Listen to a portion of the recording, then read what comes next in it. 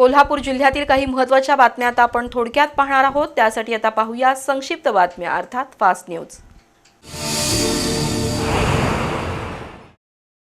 बालिंगा परिसरात चोरीची दुचाकी विक्रीसाठी आलेल्या गोपीनाथ पाखरे या रुकडीतील चोरट्याला स्थानिक गुन्हे अन्वेषण शाखेच्या पथकानं शुक्रवारी अटक केली। त्याच्याकडे अधिक चौकशी केल्यानंतर गेल्या 15 दिवसात त्यानं कोल्हापूर शहरातील CPR भाऊसिंगजी रोड मध्यवर्ती बसस्थानक गोकुळ शिरगाव कराड इथून 4 दुचाकी चोरल्याची कबुली दिली। पोलिसांनी 2 लाख रुपये किमतीच्या दुचाकी जप्त केल्या। शहरातील हॉकी स्टेडियम परिसरात गांजा विक्रीसाठी आलेल्या कुणाल सांगवडेकर आणि भूषण पाटील या दोघांना जुना राजवाडा पोलिसांनी अटक केली। त्यांच्याकडे अर्धा किलो गांजा, दुचाकी आणि मोबाईल असं 80,000चं साहित्य जप्त करण्यात आलं। कुणाल आणि भूषण हे दोघेजण दुचाकीच्या डिग्गीतून गांजा घेऊन फिरायचे। ही कारवाई उपनिरीक्षक सायली पडवळ, हवालदार प्रवीण सावंत, सागर डोंगरे यांच्यासह पथकातील कर्मचाऱ्यांनी केली।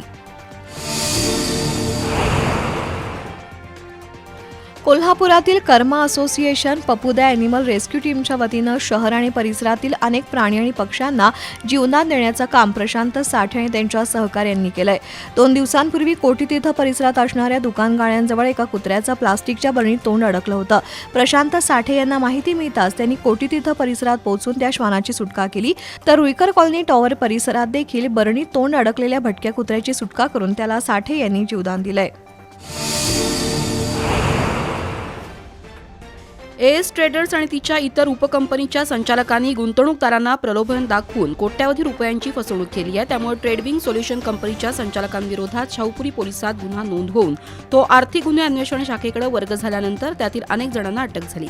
त्यापैकी फरार असलेल्या संतोष कुंभारला स्थानिक गुन्हे अन्वेषण शाखेच्या पथकानं पलूस इथून अटक केली होती। अधिक तपासादरम्यान त्याच्याकडे आलिशान कार असल्याचं निष्पन्न झालं। त्यानुसार त्याच्याकडील 18 लाख रुपये किमतीची कार पोलिसांनी जप्त केली।